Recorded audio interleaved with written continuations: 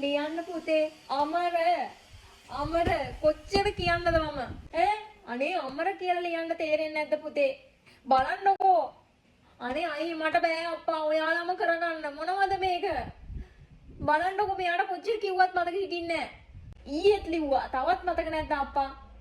බඩක් වගේ තියෙන්නේ අයන්න හරි මම කියද්දිවත් අනේ පුතේ ලියන්න පුතේ අයියා වගේ මම හැදිලා ඉන්නේ අනේ මයන්න පුතේ මතක නැද්ද බලන්නකෝ අප්පා ඔයා දැන් ඔය පොත දිය වෙනකම් අකලනේ තියෙන්නේ තවත් මොනවද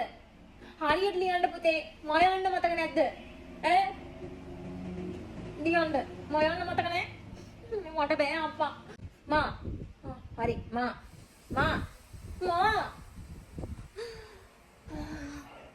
හරි ලියන්න දැන් රයන් මතකද රයන් නම් මතක නැද්ද ලේසි මහුරක් රයන්න නිකන් බෝලයක් ඇඳලා ඉරක් අඳින්න තියෙන්නේ රයන්නවත් මතක නැද්ද කොහොමද පුතේ උඹලා ඉගෙන ගන්නේ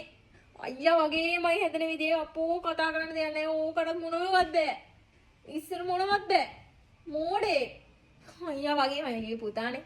අනේ ලියන්න පුතේ හරියට ඇයි අප්පා